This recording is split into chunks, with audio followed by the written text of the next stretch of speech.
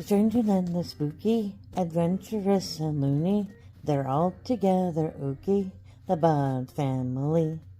Their trips are amazing when people come to see 'em. They really are amazing, the Bud family. History, ghost, art. So put on a witch's shawl on, a seat so you can relax on. We're gonna play a call on the Bud family. Alright, welcome to Monday and the week of Halloween. Things we have coming up on Tuesday. We're going to the movie. Hopefully I'll remember to bring you guys because we did not remember the last two times. And which is sad because I remembered every time most times last year. Last couple of years, but this year it's been a crazy year, so I apologize. We've forgotten you guys a couple times, and I'm admitting that freely. We just did not think about it. Wednesday we'll have a way back Wednesday of some sort. Don't know what that will be. Thursday we're going to a Halloween carnival. If I could speak words, it would be good. And then Friday is Halloween, and we will be doing the art game, if I can figure it out, which I'm going to look into as soon as I have time. Hopefully later today or tomorrow. We'll see how that goes. But yeah, that's our current wrap up of the week. We do have one more members video coming out from Mr. David. So those of you who are members, don't forget to check that out. Those of you who are not members, think about it. Maybe at least look at the videos that we put up for the members. And if you don't think that they're worth it, maybe tell us what would make the membership worth the price that you paid to be a member. Trying to think, but I think that's it. Today's video is a museum video. And those of you who make it to the end, there's a couple of ghost stories for you, which makes it a spooky museum tour. So enjoy that. Are you ready? Here we go. Shout out time. Here's a shout out just for you. You support me, so I support you. This shout out is for our friends. Let's see who it is today. And today you're all colorful spiders. I can do scary spiders. I should have done scary spiders. But I clicked on cute spiders, so you guys get to be cute spiders.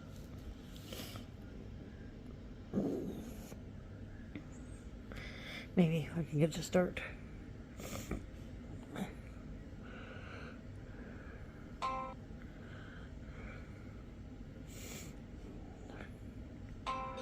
Okay, there we go. Okay, there's Sandra, there's Lower, David and Mercy, Lynch, Rural, Scully, Big Ben, there's Popcorn, Lucia, Tammy, Michael, Carzo, Gina, Zoll, Blistering, Conscious, Wanda, Raven, Hippie, Driving, Mayhem, there's Podcast, and Melinda, Fun Foodie, and Brad, Sylvia, Stony, Graph. Let's see, who else do we have? Kyra is in the lead. There's Jocelyn. There's Ace Face coming up from the back. Josie, Cable. Is it gonna be Cable? It's gonna be Cable. Alright, so this is the Cable Company and Mr. Gator. And he is one of our history channels. Currently at 1,070k subscribers with 1,003k videos. He shares a lot of history. U.S. Submarine, steam locomotive, electric tubes. Here's some shorts. And, of course, his lies. I catch a lot of his lies. Did not catch the Great Lakes Cemetery, which is very fun. But I do catch a lot of his lives where he plays games. Hey, Glenn, and draws pictures, and he's very fun to watch. And so check him out if you're interested in history. Like, share, comment, and happy Halloween. Bye, bye, bye, bye. Okay, West Texas Trails Museum, maybe.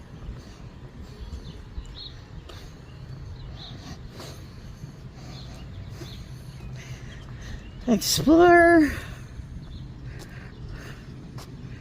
something county.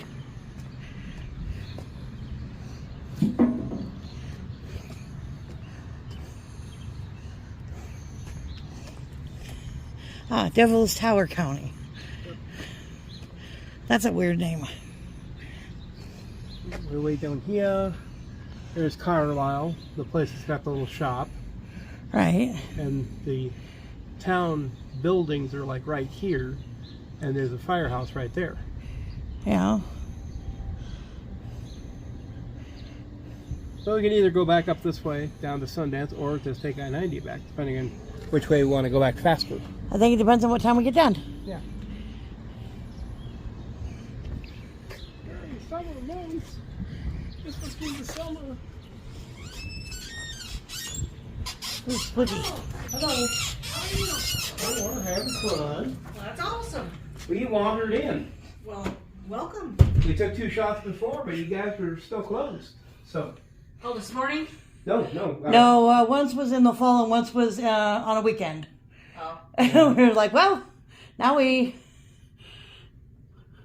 know when they're open. That's right. I should have put my flags out today. It's been one of those days. It's kind of a bit. We were just at the Wyoming Welcome Center, and they were getting hammered by rain.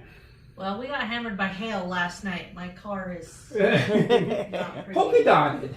Yeah. Fun. I had 2.5 inch hail at my house last night. So yeah, I was not impressed. We had a Hyundai like that, and they looked like constellations, all the little dingy dots all over it. And took it to the insurance place, and they're like, "Did you do this intentionally?" "Oh yeah, I just love beating my car." I took a hammer out there and just thought, "What the hell?" I'm playing piano on it. Yeah, it just doesn't work. So. Well, welcome. Thank Where are you guys from? Rapid. Oh, well, come on in. Do you guys want me to give you the spiel about the cattle drive trails, or you just want to go explore? Oh, let's get some spiel out of Well, it. let's go back to the map then. So Map noises. Map noises. One of my favorites. On the go. On the go. We've seen the markers all over from Nebraska up to North Dakota. So. Yeah. So this is a map of all the cattle drive trails coming out of Texas. So do you guys know much history about? That's the historian. I'm just here for decoration. So pre-Civil War, Texas cattle ranchers sold their beef to the South. Civil War broke out. First thing the North did, took control of the Mississippi River. Now we can't get our cattle sold, right? So they left their cattle and went and joined the Confederate Army in hopes to free up the river. That didn't obviously work. What? No. So after the end of the war, those that come home to an abundance of cattle. Cattle do what cattle do best when nobody's babysitting. So we had an abundance of babies. They estimated 5 million cattle at the end of the Civil War in South Texas. So at that number, they're not worth anything, right?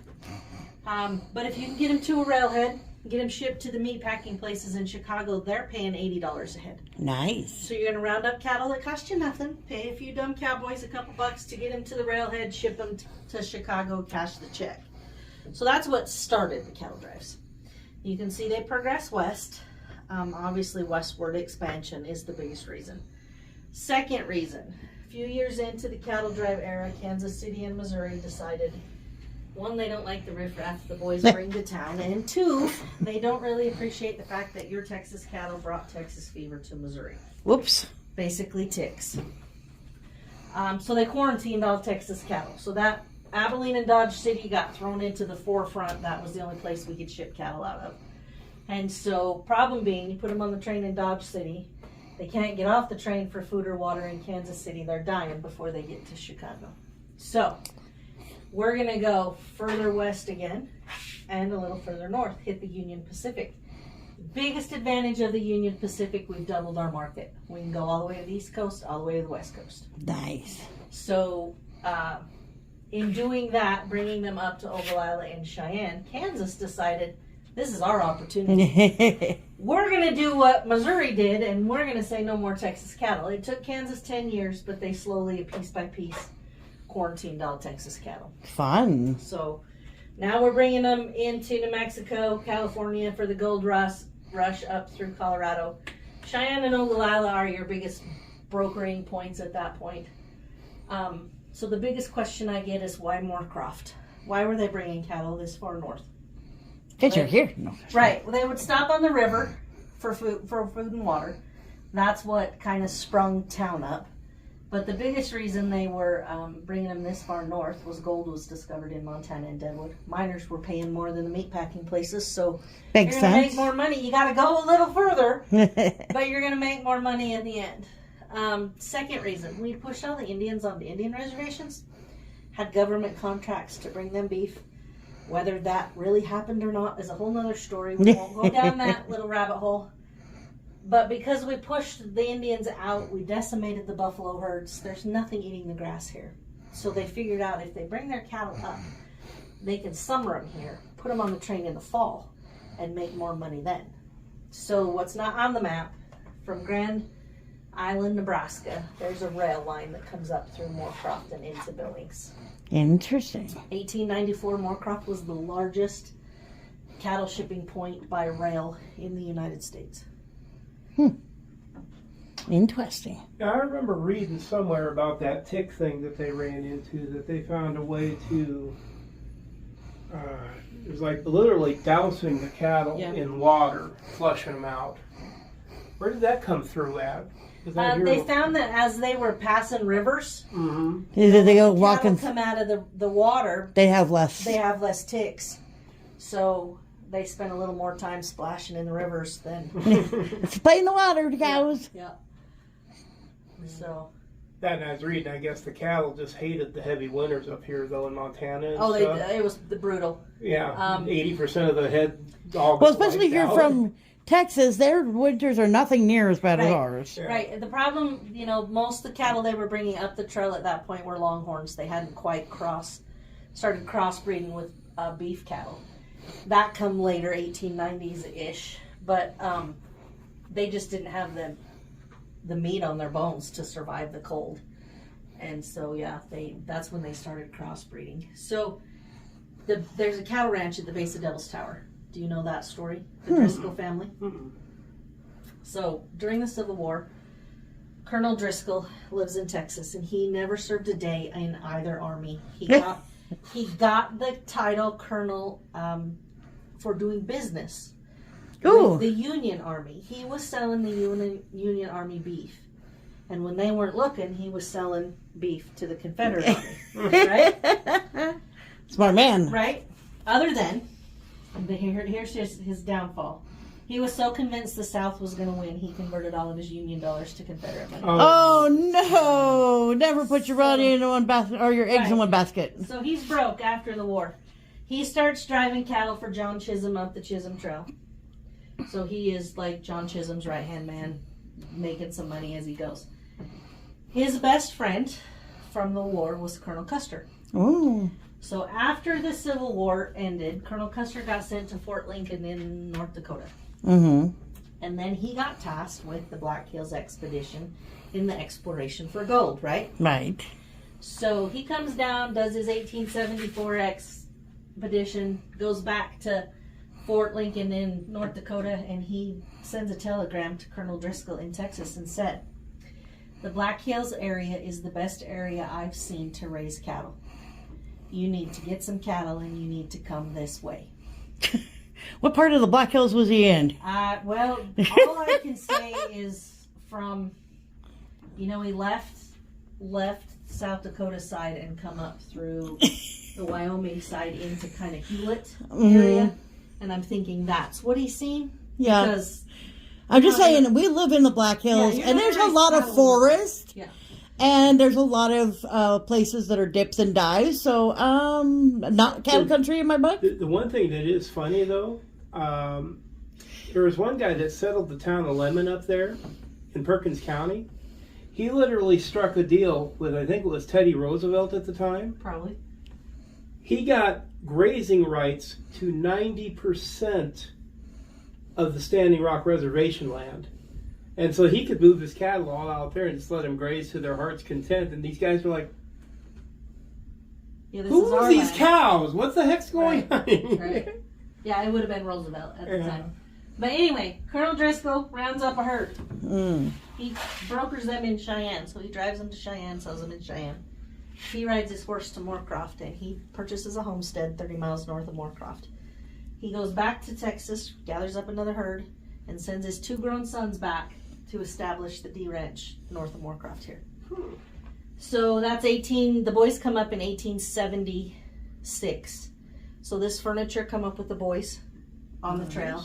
This is Colonel. You can sit on it. I sit on it all the time. I was like, I put it on the. It like, rides oh. on the float in the parade with me. So. Oh, you hear that? There's a float in a parade. That dress is Jess's wife, Laura's. That's a portrait of Laura up there. But anyway, the boys' cattle ranch in Wyoming. Dad's living his best life, still doing whatever he's doing in Texas. So by 1884, they are multimillionaires 10 times over, right? So Dad decides the happening action in Texas is in Austin. I'm going to go build me a hotel in Austin, and I'm going to take all them cattle people's money. So that's what he does. The Driscoll Hotel is downtown Austin, Texas. Takes up an entire city block. Wow. 4 stories tall. Stained glass windows, marble staircase. I mean, it's... Ooh, impressive. Yeah, right? Especially in those days. Especially in those days. So, Dad's living his best life. Opens up the hotel in 1885. One of those famous winters hit, 1886-87. The boys lost 90% of the herd in Wyoming, therefore making Dad sell the hotel. So he's broke again. So, Dad sells the hotel to his brother-in-law. The hotel's on its 5th owner now, and the Hyatt Regency Group owns it. But Dad relocates to Moorcroft. He lives at the ranch with the boys for about 2 years. He dies in Spearfish. Oh, wow. 1890. So, amazingly enough, I grew up on a cattle ranch. I have brothers. My brothers couldn't run a ranch together, let alone for 30 years. Right? Right? These boys managed to do that. In 1910, they had the opportunity to purchase the ranch at the base of the tower. So they bought the Campstool Ranch off the courthouse steps in Sundance. For unpaid taxes. So they got it fairly cheap.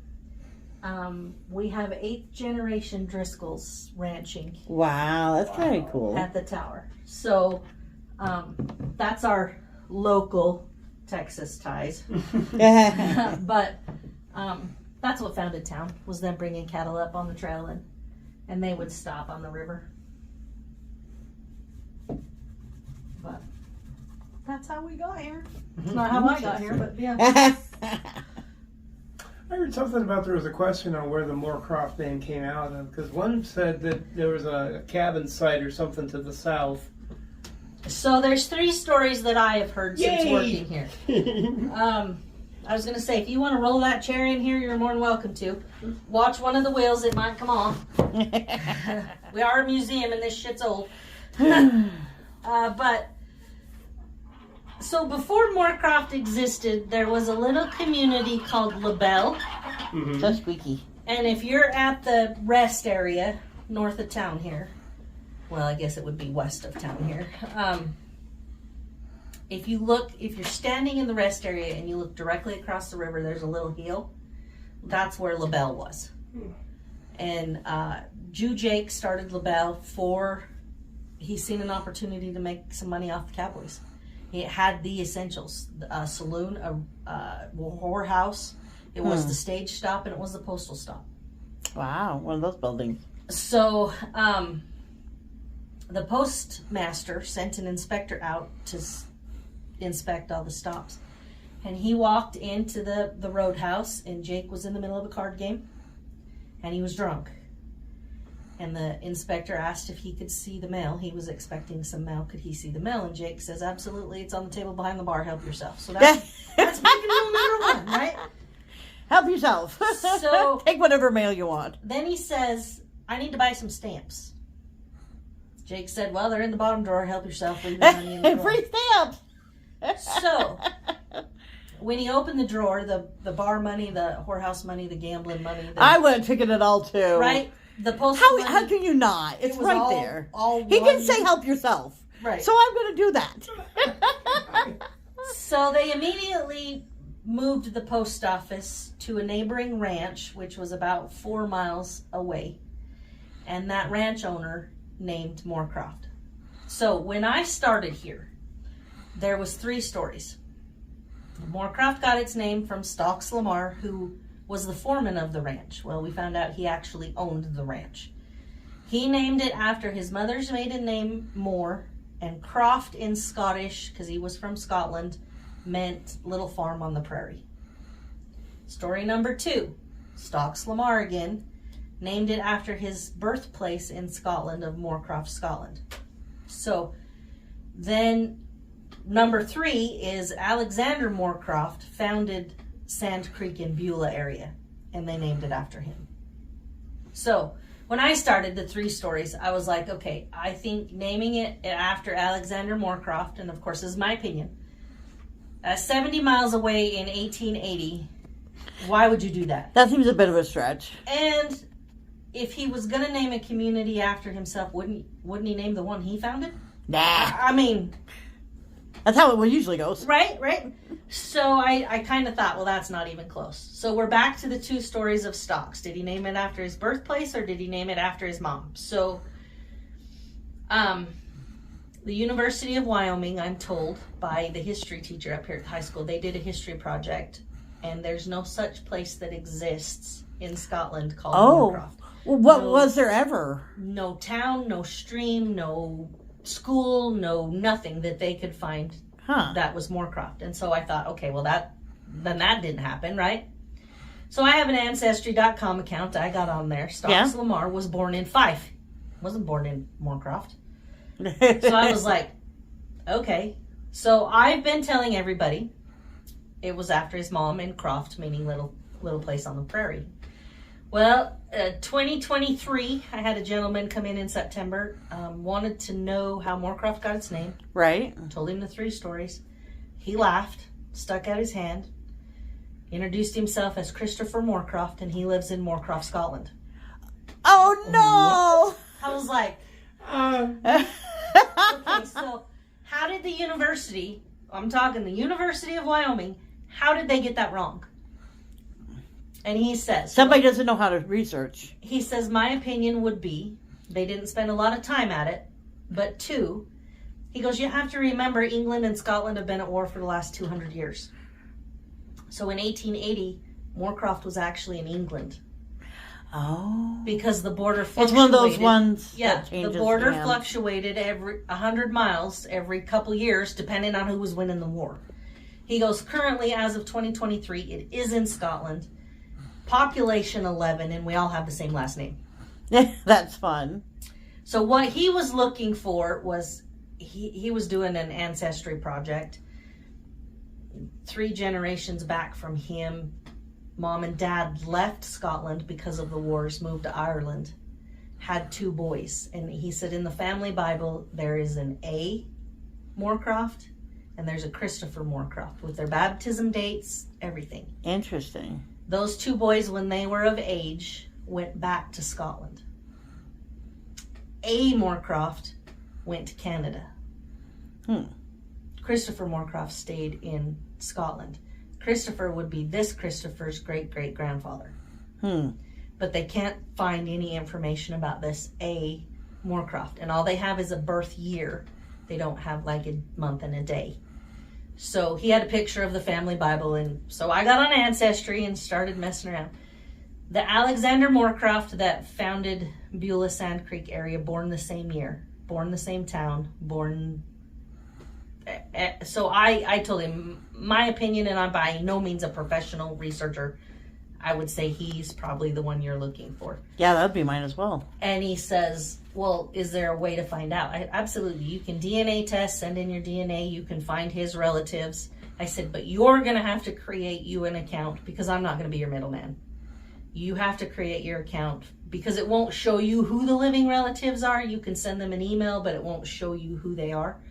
And I said, and I'm just not going to be your middleman. He sent me an email this last spring, and he did find a relative that was willing to do DNA testing with him, and they are related. So, Oh, wow. That's cool. So they did find it. But now you have to go to the college and say, hey, by the way, you're wrong. Right. So now I'm back to I don't know what story's true other than Stocks was born in Fife. He was not born in Moorcroft. But Moorcroft, Scotland did exist. So it was like, I'm back to this. Last fall, it would be Stock's great-great-nephew reached out to me to see if I had some information on him. I sent him the information I had, which was about the same as what he had, but he sent me a few different articles and stuff from newspapers. Mm-hmm. So I asked him, do you guys know the family story of how Moorcroft got its name? And he goes, I do. It was in his journal, and he named it after his mom, and Croft meaning little farm on the prairie. And he says, I will track you down that journal. Last I knew, my aunt had it.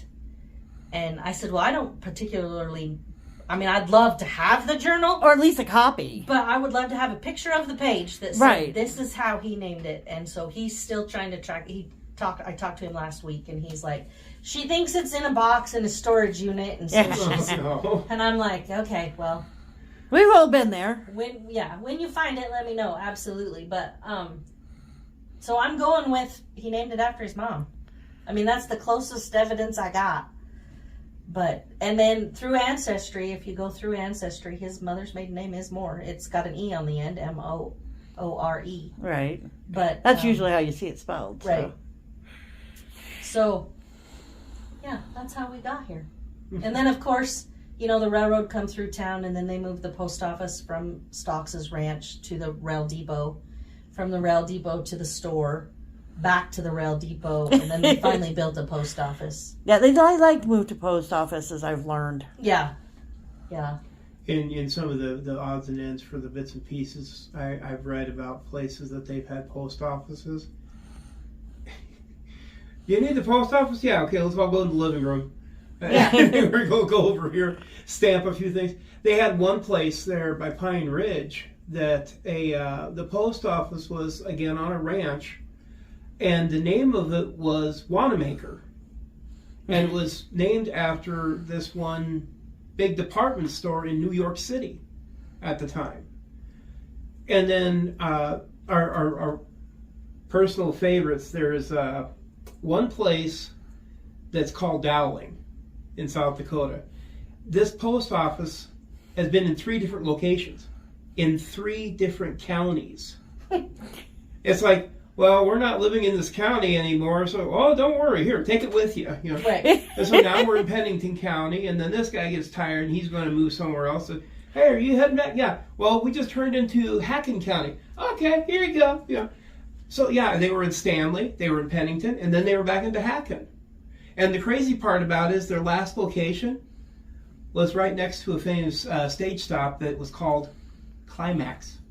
And I told him, you can't go there without like just doing an adult joke or two. Because how can you not? It's called Climax. Right. Yeah, how can absolutely. you not? And so they literally both post offices sat right next to each other on this old dirt road that's out there in the middle of nowhere. But what's really funny is that there was a place called Grindstone, and it was a stage stop as well. The hall is still there. It's a beautiful hall. The hall has been there since like 1910. Right. But all we know is there's like probably a lot of little houses that are back on somebody's ranch in different places. But that's one of the things we love about cutting through here in Wyoming is you see some of these old places. I'm like, oh, I want to go back there. Old schoolhouses. We had post offices everywhere in this county, but schoolhouses. At one time there was 132 schoolhouses in this county, and it's like, and they had, some of them were in a living room of a house, and it was just their children that were involved. He's been tracing schoolhouses as well, because a couple of the counties had like 300 or 400, and now they're down to like, maybe 60 or 70, and it's just like... Meade County in South Dakota, at one time they had 152 schoolhouses. They're down to 6. But what's crazy is, again, the post office will move from one place to another. So would the school. The schools would too. Because Yeah. it depends on where the people are. Yep. The one that was funny though is that they had one, and they've got a book that had the story on some of those schoolhouses. There was one for a place called Cooper, and it was built into a hillside. And they said everything was fine until the spring thaw came along, and then the water came running out the front door. Right. So we have school on the roof. They don't have to worry about washing the floor. And well, and then they've repurposed a lot of those schoolhouses are on private property now, so the landowners use them as sheds or whatever. But there's one when you're on 90 and you dip down into where the Indian Cara exit is. Okay, that white. So if you're headed back towards South Dakota, that little white building that's right there, it was an old schoolhouse. That schoolhouse they quit using because it got hit by lightning twice. And it killed a kid the second time. So they quit using it as a schoolhouse. Now they kind of use it as a community center voting hall. Yeah. And what started that was the ranch that's on the opposite side of the interstate. He didn't want to send his ranch hands to town to vote because they'd get drunk at the bar and not come back. Oh, no. So he convinced the commissioners at the time to just let them vote in that schoolhouse. Right. So then they could just go back across the street home and they wouldn't go to the bar. I mean, that makes sense. They still use it as a voting center. Yeah, we just... I love seeing old buildings, I wish people would give us permission to peek into more buildings before they're torn down.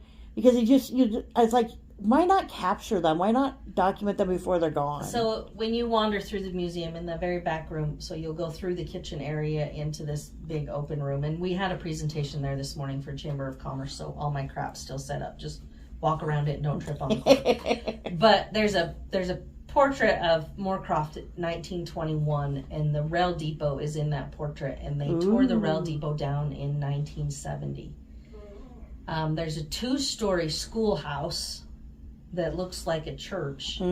They tore that down to build a gymnasium. Yeah, and I understand progress has to happen, but why not take pictures and nowadays take videos of those buildings so we can say, okay, this is what that looked like. Or it is cheaper financially to tear down and rebuild. Right, which, like I said, I completely understand. I get that, but they should be documenting these things. Save what you can. Don't get me wrong. Right. If you can save it, save it. But if you can't save it, at least document the damn thing. Right. It's frustrating. I wish those 2 buildings were still standing.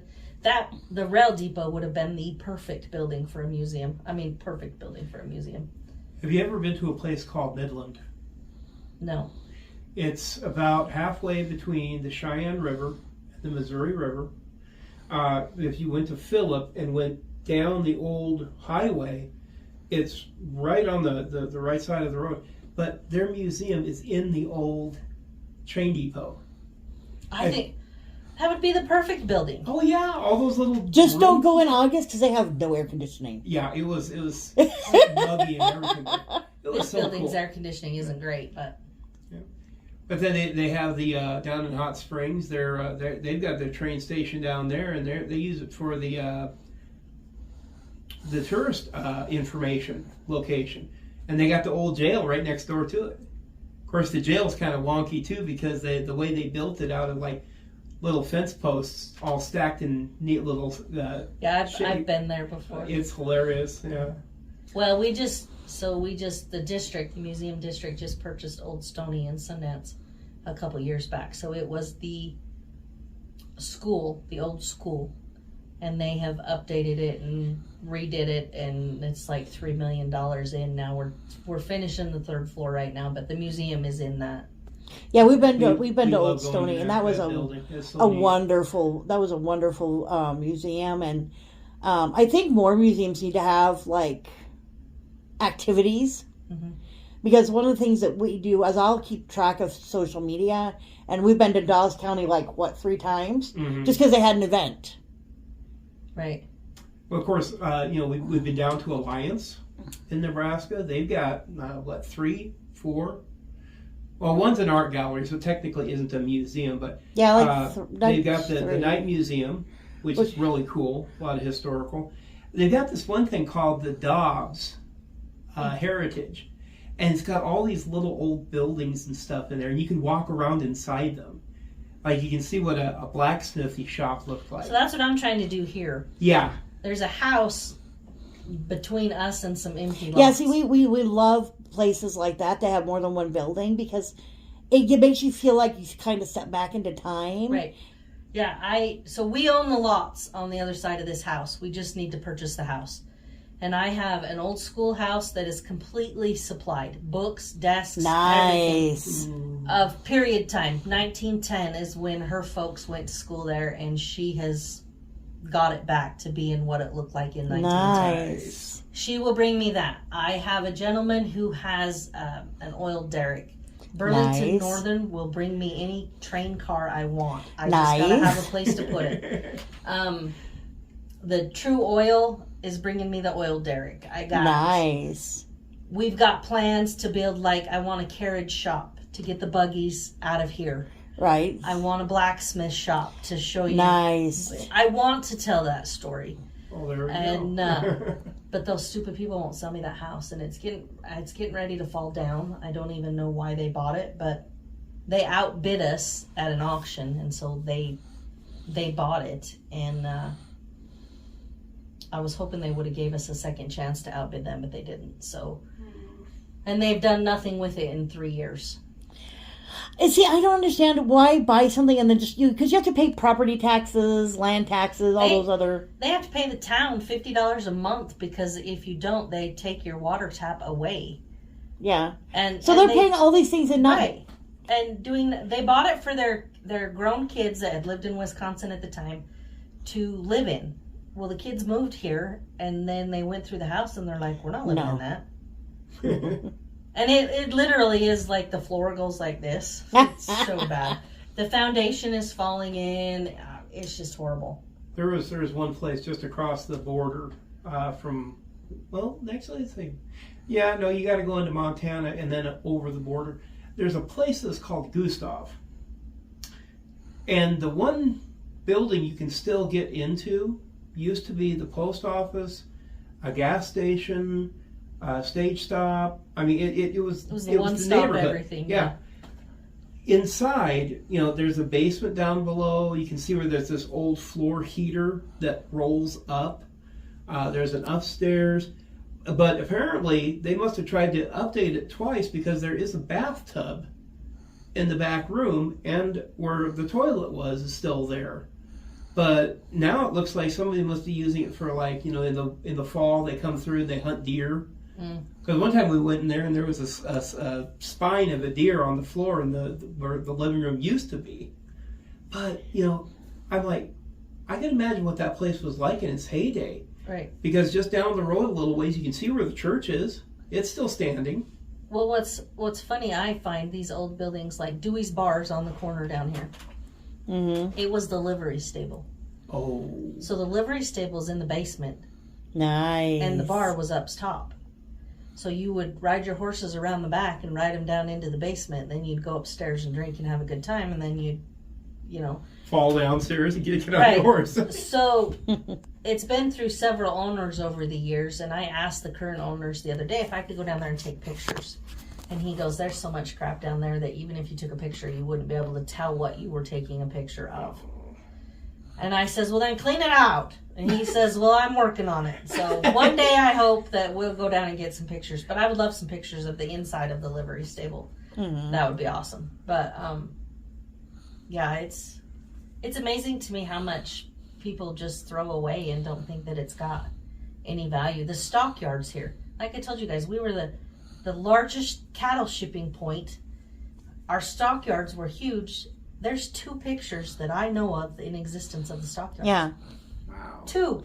Yeah. And before the current era, I can understand that you could only hold on to so much. But with the digital age, when I told my husband, yeah, there's lots of bad things about the digital age. But the one thing about the digital age is we can save so much more digitally. I have told so many museums, you need to get a scanner and you need to scan this and save this, whether it be a map or a book because it's falling apart. Scan the damn thing. Right. We started doing that here, scanning everything. I have They're not. documents. I understand because they're in budget, but Still. they're not that expensive. I looked them up. Right. They're less than Scanners. $20. Yeah, scanners aren't expensive. Upload it. I found a whole box of negatives, back 35 millimeter negatives. And I thought, well, there's no way we can even look at these. I got on Amazon and I bought a negative reader for $18. And it actually has a mount for your cell phone. Nice. And you put your cell phone in negative mode and take a picture of it. And now you have a digital picture. Oh, of that's what so I cool. like that. That's Yeah. cool. And see, and technology, people complain about technology. I was like, but technology can do so many things. Right. If our son got autism, and if he'd been born 10 years earlier, he would not be able as self-sufficient as he is now, because technology lets him do things that he can't do on his own. Right. And so, yeah, technology's good. There's good and bad to There's everything. good and bad to everything. So you have to find the pros and the cons and weigh what's better for you. But people need to take advantage of these things. Right. They do. The two other places that come to my mind, there's a museum in Buffalo, in Harding Buffalo, County. South Dakota. Yeah, and it's really wild for as small as it is, because they've got the small school sitting in front of the building, and then behind it you got a building you can walk around it. They've got a ton of documents and stuff. I'm like, they got to do something, or this place gets hit by one windstorm. Yeah, it's everywhere. and then of course every town we go to has a story of a flood or a fire. Right. And I'm like, why are you risking it by not preserving these in every way you can? I have a digital photo of everything that's in here. That's good. And then you can put them on a flash drive. You can put them on a cloud. Right. There are lots of ways to preserve these things nowadays that don't cost very much. They're saved in and the if cloud. something happens, I at least have a picture of it. It might not survive whatever it was in, but I at least have a picture of it. yeah, you can say, hey, we still have the picture of this dress. Dress is gone because, well, unfortunately, fire happened or whatever. The moth pandemic of 2024 hit. Right. Dress is no longer. No. Yeah, I do have a photo. It's on the cloud. I've got it on an external hard drive that's in the safety deposit box of the bank.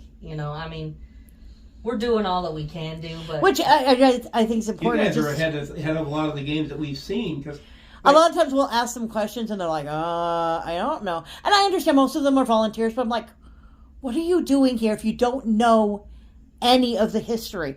I understand maybe not knowing as much as he does. right. Because, Okay. well, he's a historian and I'm he a spends his junkie. life researching shit, but you shouldn't be in a place where people are going to ask you questions if you don't know the answer, or at least how to get said answers. Right. The one that irritated us, and even today, I'm like, Camp Crook.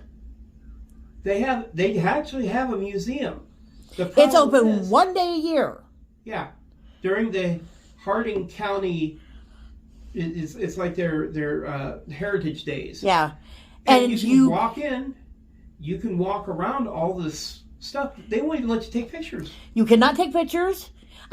She's like, if you take pictures, you cannot share them. I'm like, dude, it's free advertisement. Right. Well, we take all the free advertising we can get. Bashful. Well, I'm good because I'm glad because I'm recording. Yeah, it's. I'm just like, dude, if she would have been nice about it, because there've been a few places that we went, they're like, we would appreciate it if you didn't. When they asked nicely, I'm like, okay, no problem, I understand. I respect your boundaries, whatever. But she was so rude about it that I just felt like, oh my goodness, nobody's welcome in your building. But this right here, though, this is awesome. This will be fun to show on Facebook, on YouTube. The history. I love your desk, by the way. Yes, I love those So that things. come out of the town hall. One of the mayors, and I don't. Go look at all the drawers. I love those things. I actually had one. I want to replace it. I don't know what I'd do with it, but The mayor at the time hated it, and so she said, there's so many cubby holes and "Can I bring places this to hide. to the museum?" And the gal that was working the museum at the time said, "Absolutely, we'll take it." Well, now the mayor that's currently in office, Yeah, wants it back? he wants it back, and I was like, "No." No take backs. No, here's what you do. You say, if you buy me, if you pay for it, and then you double the price you find on the most expensive place you can find. Yeah, this town doesn't have any money. That isn't going to happen. That's why you get to keep it. I just told him no. Yeah. The other place that was really fun, and it's blame her. It's okay. We went to Newell. I was just in Newell. Yeah, we saw the sign that says museum, And, we thought, well, we'll spare, 15 minutes. We were there for 3 hours. They're terrible. She was such a nice lady, kind of like you. We just sat and started chatting. And I work from home. He likes history. So I told him, you pick a place. He gets his history. I get out of the house. Right. We both win. And she gave us the tour of the upstairs area where there's all these dolls and all these side so creepy rooms. dolls. Apparently, at one time, people would come to Newell, and if they didn't have a place that they were going to be able to stay, you could rent one of the rooms upstairs, with or without the bathtub, for like $2.50 or $5. And they had like 12 little cubbyhole rooms up there. But now they've got places with dishes, they've got maps, they've got all sorts of little knickknacks. Oh, it was awesome. And It was so much fun. There's just so much in this place. But, yeah, let's continue. What do we got next? So the building used to be the bank Oh, at one really? time. So when the Historical Society bought it from the bank. I would not have guessed bank. Yeah. So there's one of the safes. The vault is over yonder and the drive-up window mechanism. I'll show you that when we get there. So that's a little, back in there is a little bit of oil history, which I'm in the process of redoing that because it's not a great display and we're going to move it out front, move some stuff around, but it's going to be a fall time project, I think. Mm-hmm. I love your super drill bit there, though. Yeah, isn't it cool? I mean, we got some cool things. But out front here is basically the stuff the cowboys would have needed. The branding equipment, the saddles, that kind of information. That basically tells you everything I just told you about the trail. You know what they would have used, the syringes and the spurs, and this gun was dug up. We had a lumberyard here in town, and they dug that when they were tearing the lumberyard down and found that gun underneath the dirt. Unfortunately, it's kind of a sad deal. 32 Longhorn cattle herds passed through Moorcroft during 1894. Wow. That's 80,000 head of cattle. That's amazing. Isn't it? I can't fathom that number, but it's amazing, it's amazing. Oh, that's a cool little thingamabobber. What would that be? Chuck wagon box. I like to call things thingamabobbers when I don't know what they're called. Exact Chuck wagon box went with the Robinson family. So Lou Robinson was one of the first ones to come to town, and he started the general store. But this box went to Yellowstone with them in 1911. Wow. Yeah, it's cool. I like it. I don't know that I would touch it because I don't like wood because splinters. No.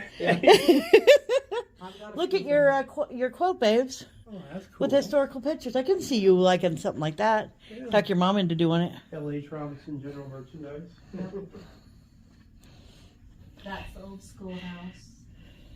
So this is Lou's store right before he sold it. That was the first store. Well, the second store. The first store was in a wall tent. That's one of the old schoolhouses. This is inside the store. Yeah, there's a few. This here reminds me of the shop that they had in Ralph, Yeah, it does kind of look like the one around. which is now officially no more. As we said, we like These old are just some old buildings. old photos. Yeah. That is one picture of the stockyards. Oh, look at the building up there at the top in the corner. That was a hotel. Huh. And it burnt down, and they rebuilt it, and then it burnt down again. So they, God said no hotel here.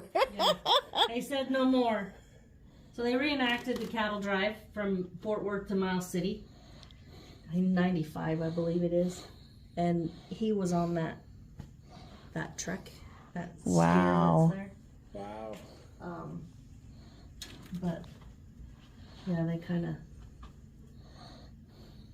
Those are some pictures of the trail. This is Jake, who started LaBelle. That's about what LaBelle would look like, all the buildings in a row. His house on this end, and then I think it was the saloon. But So the foundations are still technically there. they are. They're on private property, and Of course. she doesn't let anybody go on there. But I do have a video team coming. I'm hoping we're going to do it the second week of July. She is going to let them go out and drone shoot it. Nice. So I'm hoping that the grass isn't too tall, that we won't be able to see. Drone flight is still something we have to learn. Let loose a couple goats. They'll take care of the grass. Right. Much. Sheep. So, yeah, and then, this is the story I told you this morning. This is kind of the gist, the rest of 100 pounds of hominy for $3. Right. By all means. 5,500 pounds of flour. at $2.25 per 100. Dang. Wow. This is an interesting bit of information. So these are cattle numbers by ranch who come from Texas to Wyoming. So like the XIT ranch, they second homesteaded, it would be northeast of Miles City. Okay. And they brought over a 10-year period 127,000 head of cattle. Wow, 40. I like the one that does 45. They did 40 one year, then didn't do anything for a few years, and then did 500, and then said that we're done. Yeah, we're done. That's how you do it. You just do one big slot, one small slot, you're done. I remember there used to be mill iron. Well, of course, that name's, I think it's been in 4 different places too. Right. The mill iron's pretty popular. Yeah, there was one in Montana. There was one up there by Deadwood, just down the way, and then a couple different places. I think there was even one down in Texas too. So, but there was one up in southern. Go ahead. The Matador is in Medora. Ever heard of one called the Bixby by any chance? No, that name's not familiar to me. Yeah. And then we got just some history. Bob Fudge drove cattle. Teddy Blue, Pinnacle Jake, they all were in ranches around here. E.W. Whitcomb, he was kind of an interesting fellow. He made his money in the cattle world in Cheyenne and then moved up here. He's credited, so our FFA chapter is named after him. They're the Whitcomb chapter. But he's credited for being the first person to plant alfalfa in Wyoming and have it grow successfully. But he was most famous for his horse breeding. He didn't really breed cattle. He was more into horse breeding. But this is all the folks that were on the wrong side of the Johnson County War. Oops. And that's him right there. This was his home in Cheyenne before he moved up here. But he married an Indian gal, and she was not accepted in the Cheyenne social life. So he sent her and their daughters back east to go to finishing school, and it still didn't help. So they just left Cheyenne and come up here. It is kind of wild. He's kind of an interesting character to read his stuff.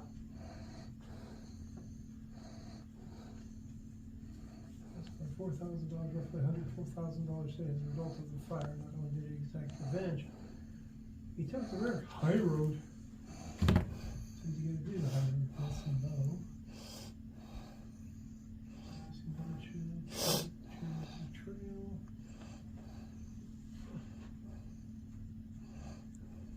There's that Pinnacle Jake. Cow puncher. Yeah. Oh, Teddy Blue.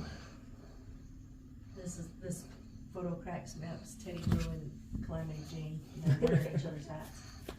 He spent a lot of time in Deadwood. Teddy Blue did, but he drove quite a few cattle from Texas to Montana. Pinnacle Jake was funny. He got his name.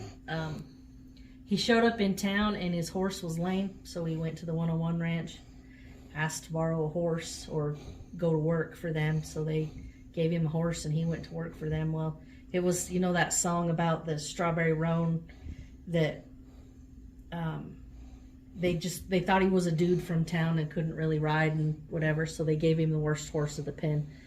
And that horse, she was finicky, but she You could saddle her. She was perfect. And then as soon as you climbed on her, she ran as fast as she could run. And you couldn't stop her to the highest point that she could see. And she'd get up on top of that point and she'd do a 360. And then she was golden the rest of the day. She'd do whatever you wanted her to do. But the first thing in the morning when you got on her, she had to get her bearings and get her ground. And then... Figure out where she's at. Yeah. And then, so that's how he got the name Pinnacle Jake, is she would run to the pinnacle closest to the top of the ranch and do her 360 survey, and he rode that horse till she died. That's fun. Yeah, he's kind of an interesting character too. I love this down here. Lots of cowpunchers were killed by lightning, which is a known fact. I was knocked off my horse by it twice. Are you secretly a cowpuncher? I hope not, because I like that term. Struck by lightning? Oh, he's attracted, been almost struck by lightning like 3 times. I call him my lightning rod. It's a thunderstorm. I don't do lightning. I hate lightning. I was handing out food at Arby's in the drive-thru, and in snow. It hit the car I was handing the food to, and all of a sudden my glasses went black, and my manager was like, "Joe?" And I turned around, my glasses. She's like, "You go on break." Maybe you should go to the hospital. I had to hit the hood of the Jeep in front of me. Me and lightning are in good terms. Well, the storm's coming in. How long you're going to get to stay here, Joe? Oh, no. Like I said, he's my lightning rod. It's going to hit him before it hits me. So this is the vault from the bank. Look, it's the card catalog. Yeah. Don't you love them? We haven't used those in years. I do not. I love them, but I also don't miss them. Right. It was impossible to find anything in those things. Right. I do have the combinations for it. It does work. Behind that door there where the banner is. Oh, they got your books, baby. Oh, cool. Oh, yes. Oh, yeah. There's books in this joint all over the place. High school books. Yeah. First set of encyclopedias, 1896. That's what everybody needs. Of course. I love kids say the darndest things. Come on now. They do, though. They do. They really do. So this video, I don't know if you want to watch it or not. So Lou Robinson come to town after they built the railroad. Started that first general store. It's pretty much Lou's history, but the desk, the cash register, the 2 scales, they all come out of Robinson work. Oh, cool. He was a busy man, wasn't Yeah, he? he was. Well, and he started the first bank.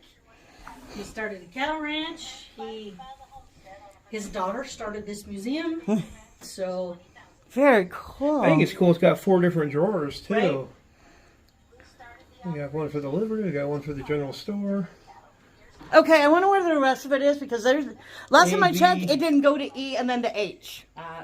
I don't even know what they meant. I don't know what you would. I would.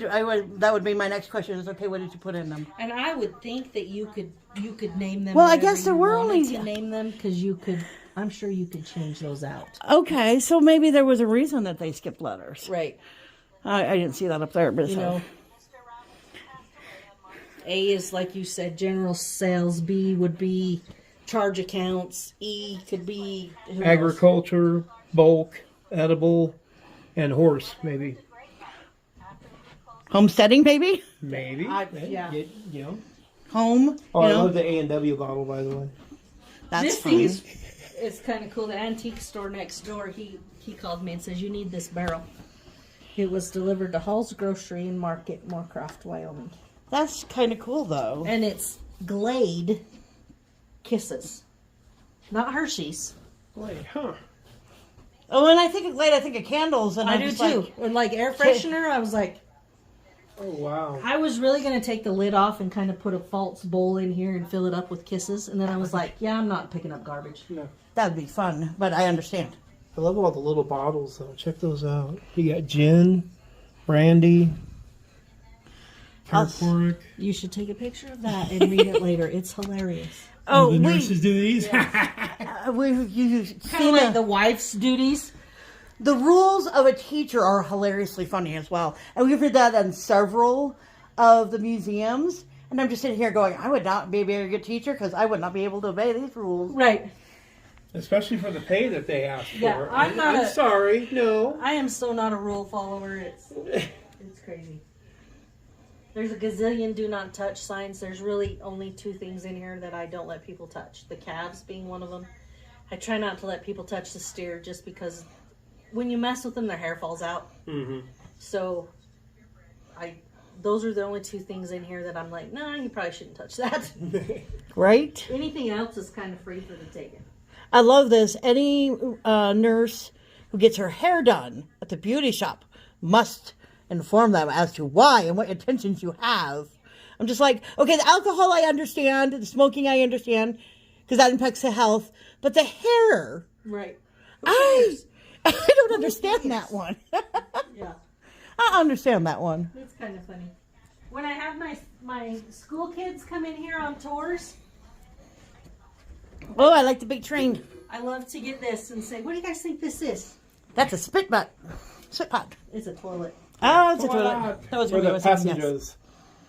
And then I say, can you read me that sign? And they're like, toilet? You're touching it? yes. That was a few hundred years ago, so I don't think there's much residue left. Oh. Also, I like the big air horn. I don't know that. That's not what that. Oh, it is an air horn. Yeah, I was going to say I was probably not what that is, but I was right. Hey. Fun story of the day. My dad used to work at the cement plant in Rapid. One of his buddies had replaced the horn in his car with a Bermuda gong. And he'd love to sneak up on people who were crossing the crosswalk and step on bing bong and see the guy go flying up in the air. Yeah. They didn't like it much. I don't know why, you know. You know, the safe come out of the rail depot, the lanterns were the stove come out of the rail depot. It's just unfortunate they tore it down. There's your spitoonie. Yep. Spitoonie. And this map I find so interesting. So the Burlington Northern Route that comes through Moorcroft. So Moorcroft is about here. In 1893 it was as far as Sheridan. Because the stamp up there on the top underneath the U is Library of Congress, 1893. Interesting. What I find interesting is that it's so detailed for 1893. It is very detailed. You know, and in 1893, the majority of this, the Dakotas weren't split yet. So it's been updated with current stuff like overlaid on it, but That's still kind of cool. it is kind of cool. It's so interesting to me. History's awesome. I didn't think it was awesome in high school. I tell my husband all the time, you're the only historian I've ever, history teacher I've only paid half attention to. Yeah. I don't know if that's a compliment, but I think it is because, you know, I get about half of what he says. I remember it. I process it. It's fun. I don't maintain it the way he does, but I... And this is kind of cool. It's not plugged in. Where's the plug? Must be behind the clock. That'd be my guess. Oh, then there's a book. Ooh, oh, Billings. So, a wire recorder, which is pre-cassette tape,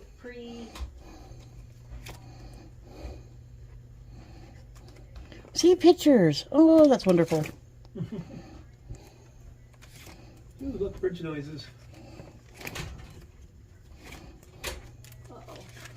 Uh-oh. She broke See, that it. wasn't so hard to do. I did break it. Wow. Come on. Here, people thought you knew what you were doing. Right. How dare you? Come back in and put it back.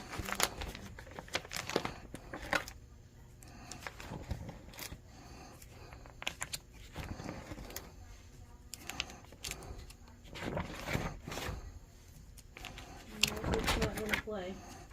Gosh dang it. Well, at least you tried. We appreciate you trying. But the reel that's in there is President Truman trying to keep us out of the Korean War. Fun. What did you find? Oh, Pictures. Pictures. Like I said, you know, oh, those are a little bit older pictures because they're like developed, but still, somebody took the time to say, hey, this is falling apart. We're going to have to take it down. Well, and I have to take this board down and redo it because the stuff is shifting. This side's shifting bad too. We opened this up as a fundraiser. You could purchase boards and do your family history on it if you want to. Oh, that's cool, though. Cool. And so, I always kind of wondered how and why they got family histories, and that's a good way to do it because you're funding future projects and you're also maintaining future history. projects, maintaining history, gives everybody. So I've sold all of these. That's cool, The though. people are writing up their thing, and then I'm kind of Nazi. I want it all to look the same, so then I'll come in and do all the signage so it all kind of looks the same. That's cool, though. But yeah. And I do agree that the signs have to be at least the same style. Right. And I want the same colors, kind of go cohesiveness. But, I agree. Big books. oh, those are interesting. Those are the actual bank registers out of the bank. And I love it when the high school kids come down here because they flip through here and they're like, oh, that's my grandpa. Oh, he didn't have very much money. Now here's where the fun part comes in. You do realize you have two people with criminal histories. There are outlaws in our hit past. Right. Her maiden name was James. Oh, And yes, it is related to the outlaws. well. We always joke that that's the reason why we can't get bank loans, is because I know we're not going to be respectable. So here's picture number 2 we have of the stockyards. This is them. So this is the ranch that is underneath Keyhole Reservoir. So when the city of Belle Fourche, the city of Belle Fourche wrote to the Bureau of Reclamation, wanted to dam up the Belle Fourche River in Belle Fourche for irrigation purposes. And they sent out their team, and the team backtracked the river. And this natural cliff system we have here was the best place to dam it up. So South Dakota owns 90% of the water in Keyhole Reservoir. Wyoming gets to recreate on it. So Okay, I'm going to be stupid. It doesn't look like a keyhole, so why is it called Keyhole? So the ranch was the Keyhole Ranch. Oh. Their brand looked like a key. Okay, well, I guess I'll forgive them for that then. Yeah, so they just named it after the ranch. Well, at least I'm remembering the past. Right. So I will allow. As it, like I'm the only one who has a say. Right. Right. I will allow that. You will allow that. I will allow that. That makes sense. That's acceptable. Yeah, they Well, this is like a huge ass bank for the old days. So the bank ended here. But still, So that's yeah, this was their break room area, and you know. all of those other 3 roads. That's it for those days. Yeah. That's a huge And ass they still do bank. Frontier days, right? We call it Jubilee Days now, but yeah. Okay. I think I remember seeing it on. Yeah, it's the second week of July. It's going to be a hell of a party. I do free breakfast here at 7 o'clock in the morning. The parade starts at 10. Yeah, we'd have to stay over. There's a hotel. There You can is. do it. Brand new hotel. It's only been open a couple of months. Oh, knickknacks. Knickknacks. Yeah, salt and pepper shakers. See, we have because we have to go to Rapid. Some things is just like it's early in the morning. You gotta stay over because you ain't gonna get there unless you get up Absolutely. way ass early in the morning. Absolutely. This room is basically just more craft memorabilia. Oh, it is echoey as hell. And clothing. You got some military stuff, baby? I'm a coming. But this is the portrait that I love of Moorcroft. That's a good one. Yeah. So that you commented on that. So that's the hotel. Very This cool. is what it originally looked like. It burnt down. Then they rebuilt it. It looked like that. Then they put everything again. Yep. And then it burnt down again. That was the old schoolhouse. Robinson Mark, you can see his progression. Wall tent would have been here. Then he built this building. Then he built this building. Then he built that building. That's kind of fun. It is kind of fun. And then all of these buildings, all the way down here, this one and this one are the only ones that don't exist. Huh. Everything else is still standing. And the rail depot, of course, it was closed down. So, and then we just, memorabilia. I got this weaving loom last summer. Oh, hats. I always like to look at the hats and think, which one would I wear? I might be able to wear that one. They never matched the outfit that they had on. Like their hat was a different color than their dress or. Yeah. I would have been a very bad woman in those days and age because I've always been much of a tomboy. Dresses were never my thing. My grandmother tried very hard to shove me into dresses. That's not my thing. I dress up like the best of them, but if I had a choice to wear something else, I'm going to. Yeah. It's raining.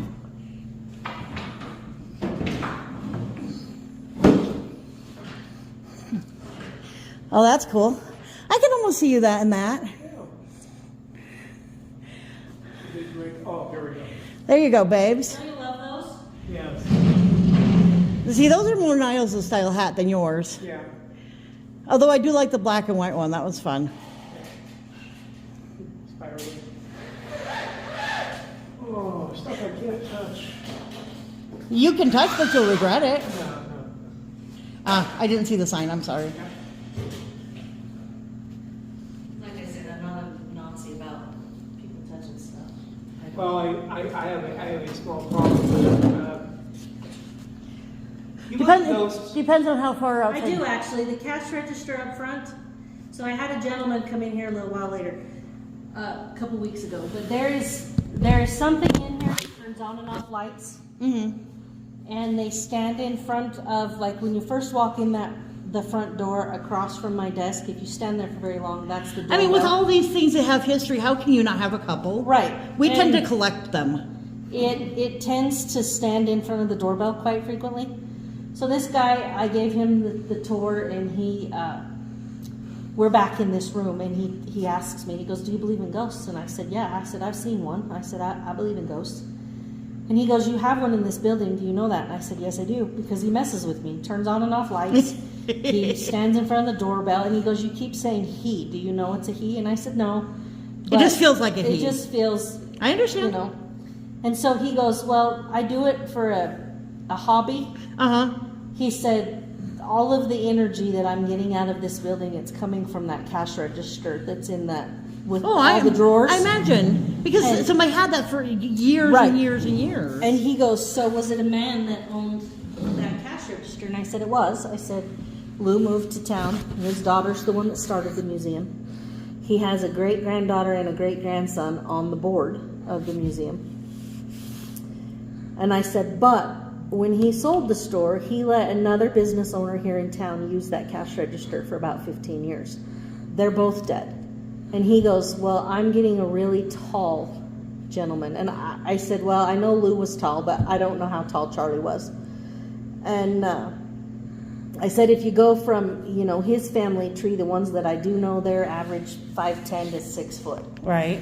He goes, "Well, how tall was Lou?" And I said 6'2". And he goes, "Did Lou wear glasses?" And I said, "Yeah, in his older years, of course, And he goes, "I think it's Lou." It would make sense because Lou had it the longest. And he says, "So when he's messing with you, what do you do?"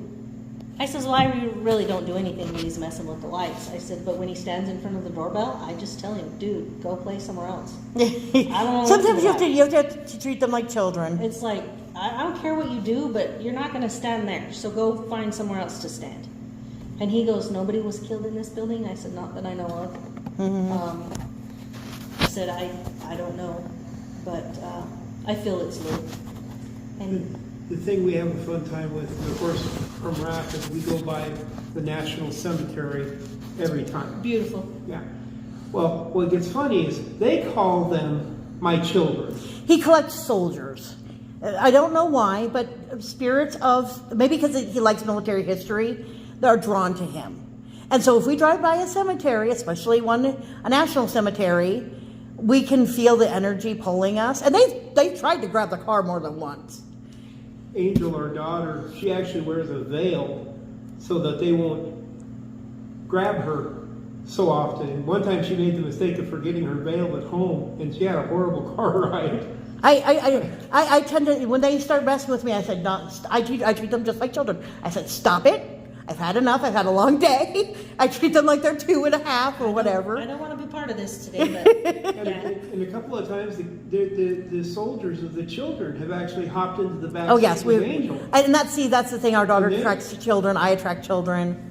You know, and the thing is that, you know, with the different military history that I've got, one time I made the mistake in Sturgis at a one of those pawn shop type places. You should have known better. I picked up a hat. I didn't realize it was a military hat.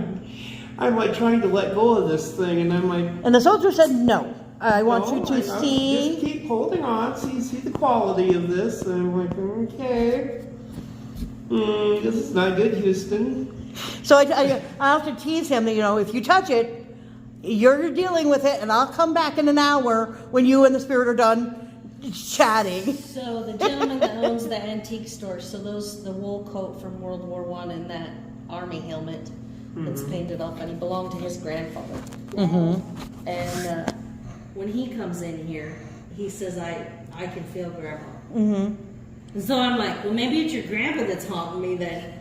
And he's like, yeah, Grandpa wouldn't stand in front of the doorbell. That sounds more like something. Lou was a prankster. He was a jokester. He Oh yeah, if anything, his grandpa's back here with his Yeah. stuff. And That so, makes sense. I mean, I could, I have my ritual. I usually come in, unset the alarm, and then I take my flags out, which I didn't today because I come in and set this up first thing. And then I make my way through the museum and turn on all the lights. And then I go back and I answer all my emails and do what I got to do business-wise.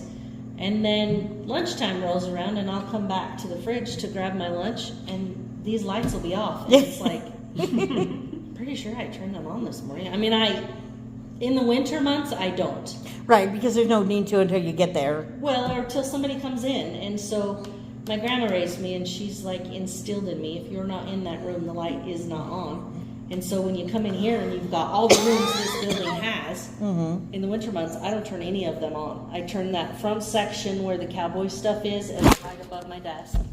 That makes sense. Don't That's turn on the lights ones you that need. are on until somebody comes in here. Mm-hmm.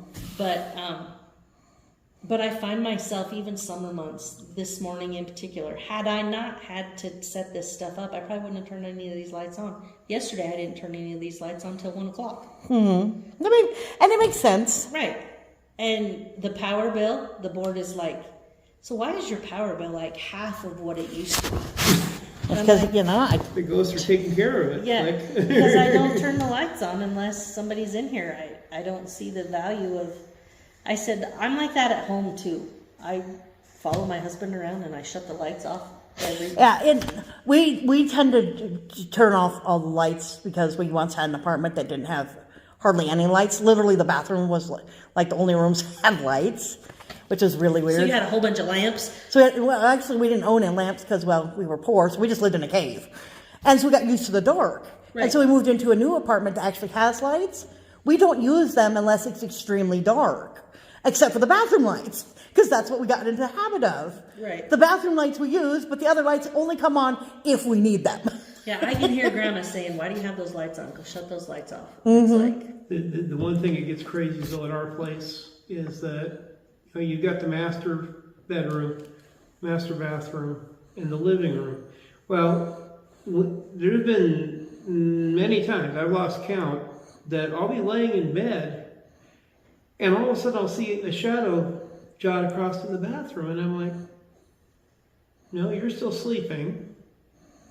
And the only thing I can think of is that, see, I got a bunch of my history books in the closet in the bathroom.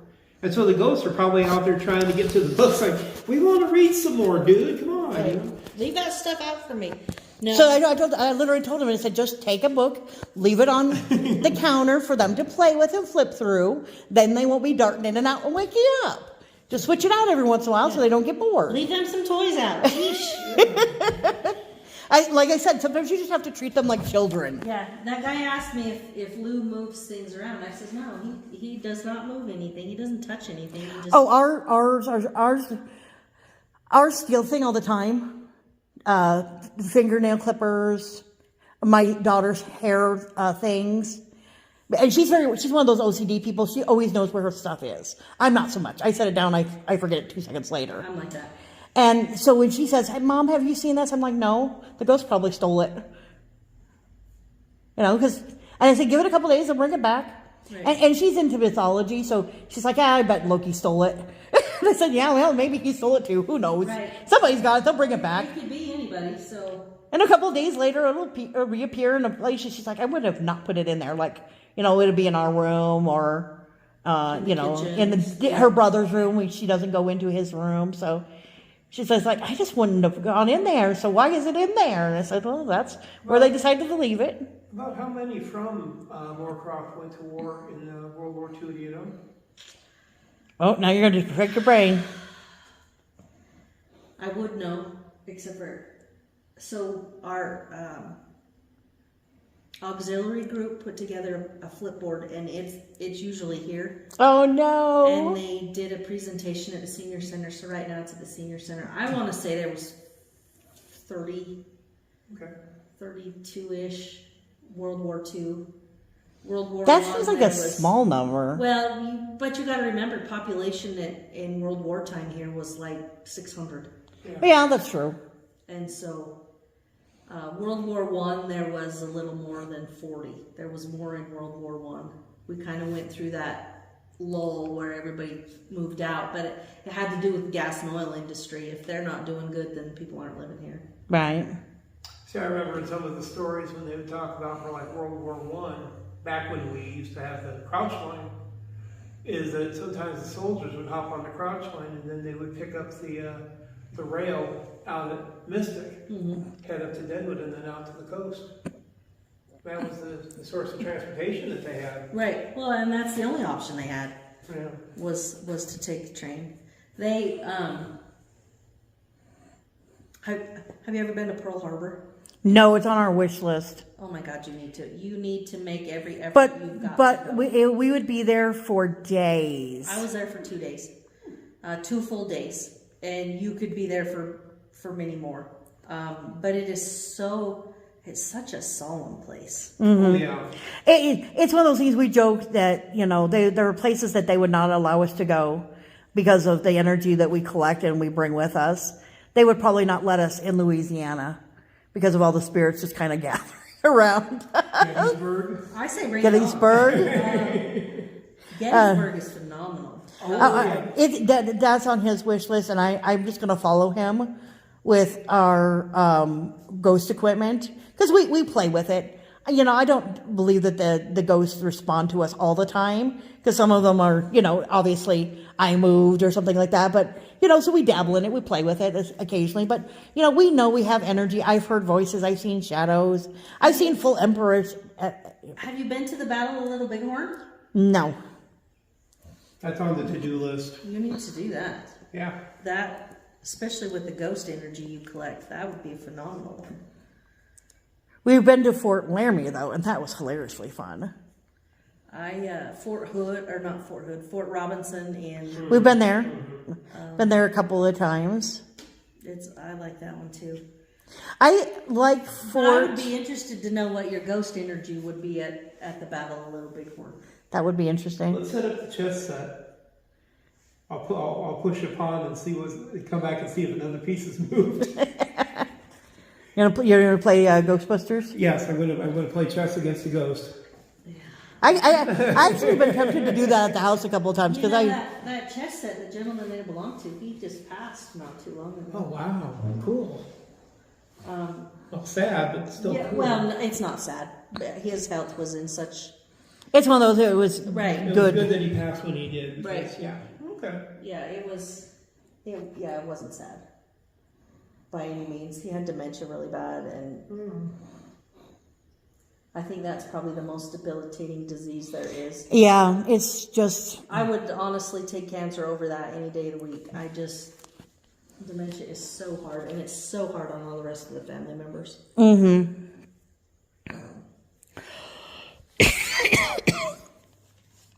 Now, I hope we don't get any more hail.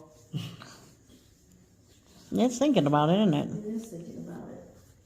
after seeing those pictures of what happened up there in Montana. I know. Did you see that? It was like snow. Like snow. Yeah. I'll have to go get my cell phone and show you the hailstone that I picked up off my sidewalk. Oh my. You guys will go, holy crap. Well, we saw 2 hailstones. The one that surprised me was the one that hit up by Vivian. Because literally, it was bigger than a softball. I see that one, and it was jagged. Yeah. Yeah. And it went straight through a roof, landed on the couch, knocked out the power to the trailer, and the guy was smart enough to put it in the freezer so it wouldn't melt anymore, and it was still a world record. Now, they had one top it, though, and I think it went down in Kansas. And that one was, again, another one of those weird, jagged suckers. Yeah. But yeah, that's one of those ones that if it hit you, you're done. Yeah. Ball game. That one I picked up. I will go get my cell phone. I think if that one would have hit you, you'd have been done. Probably. It was a good size. Yeah. Was it like 50-cent piece or bigger? It was bigger. Ooh. It was like. Oh. Nice. Baseball. Ouch. Yeah, it was huge. I was not impressed because it hit the hood of my car. Oh, Ooh, man. And I was like, I can see the dent from here. Cool. Now, so I was up by the Gilt Edge mine, working for the census at the time. They're like, we want you to just go drive out here and find a few addresses and talk to some people. Well, just as I'm coming up and around the road, Mother Nature opened up. And I got as far under this one tree as I could, but Yeah. I'm like, oh, I hope hell covers this. I wasn't impressed, that's for sure. We got a little over an inch of rain in 20 minutes. Wow. No. And the wind was blowing, it blew my wind gauge apart. But the last recorded was like 52 miles an hour. See, they had up there at Hettinger, it got to 93 miles an hour. That's insane. And it was actually bending the grain silos. They showed a picture of it. It looked like some giant took his hand and said, squish. They had that in outside of Ekalaka Yeah. last summer. A wind burst come through, and there was a row. I want to say there was 6 granaries, and it took like the 3 in the middle Oh, weird. and left the ones on the end. I was like, Bookends. yeah. And it looked like it just. Down there by, just this summer, on the way from Alliance to Shatter. There's one silo that was at the end that looked like that had happened. But we ran into a hailstorm that had snow like hail on the side of the roads. And I'm like, I think we'll stop here and wait for the storm to pass. About 5 miles down the road, some teen was off on the side of the road. You tried to speed, didn't you? Yeah. Yeah, I was not impressed with that storm last night because I was watching it on the radar, and it looked like, according to the radar, it was going to split and go around us. And every storm this week has done that. Mm-hmm. I mean, you can see it coming, and then it just splits and goes around us. My husband's like, it's going to split too. And I'm like, I don't think it's gonna. Well, look at the radar. It says it's gonna, and I was like, They're not always right. In Rapid City, we kind of have a rule. It's a 6-sider. You throw a 6-sider. If it's a 1 and a 2, it's going to hit spearfish. If it's a 3 and a 4, it'll come through Rapid. If it's a 5 and a 6, it's going to hit Hot Springs. Now, if you throw the 3 and the 4, throw a 20-sider, and that'll tell you how bad that storm is going to get. Because ever since they punched that hole for I-90, every storm goes through that hole and it runs right into Ellsworth. right. And we're like, well, we dodged yet another one, class, you know. But I mean, like just last night, all of a sudden the storm just came at us, and I'm like, well, this is fun, you know. What was it, about an hour and a half worth of rain that came through? How about that? Yeah. Lightning all over the place. And Ours then was like 20 minutes. yeah. And then it was really weird. We had wind coming out of the west, the storm come in, 20 minutes, and then the storm was done, no wind. It was like calm. So I got my cell phone flashlight, I picked up my couch cushion from my porch and sat it back on the porch, and I walked around the end of the house, checked all the windows to make sure they weren't broke, and walked back up on the porch, and the wind shifted and started coming out of the other direction, and the temperature dropped about 10 degrees. Oh, shit. I told my husband, I'm going to bed. And he goes, why? And I said, because if that's a tornado, I'm not going to be awake when it hits here. I said, if it's going to circle and come back and get us again, whatever. I'm going to bed. See you in the morning. Yeah. If I'm here, I'm here. If I'm not, well. Yeah. Love you a long time. I'll see you in Kansas. Yeah. Right? See you in Kansas. Whee! I love these old glass rolling pins too. Oh, wow. Those are Aren't awesome. those awesome? I like those. The guy that brought him in, he tells me, he's a little old guy, he's about this tall, worked in the mines up in Deadwood. He said, whatever you do, if you ever purchase these, don't put stuff in them. He said, I put stuff in them so you could actually see that it was a glass container and what its purpose was. He goes, I tried to get some of these rocks out, broke the neck off of one. Don't put rocks in them. I was like, well. Marbles might be safe, but I can see the rocks. Yeah. Buttons again, also. Buttons would be safe, yeah. Well, maybe, because I can see if you got them in, they may be hard to get out because they're circular. I'm not sure how you got them in there, but you I know. like the blue glass one, though. That's pretty. I do like that. It's a pretty blue. Kind of cool. Yeah, he collects some odd things. I just I like those. Those are cool, though. love that little man. That almost reminds me of a fluorescent light or something. Kind of. So Vacuum tube. it depends on what you were making. So you would put water inside for your weight, but it depends on what you were making. If you were making pastry, pie dough, that. I was just kind saying, of stuff. it's You'd put a ice for rolling water. pin. Oh. And if you were making bread, you would put hot water, so it would help assist you rolling that stuff out. Interesting. Yeah. Who knew that was a thing? Right. I'd take glass over wood any day. Right. Except for if it broke and you were in the middle of rolling out a pie, you got to throw all your dough away. That would probably happen to me. I can see that. I mean, granted, you can get splinters out of a wooden one, but still. Can you get glass shards out of the glass one if it decides it wants to go kaploom? Right. I understand. So you'll appreciate this room.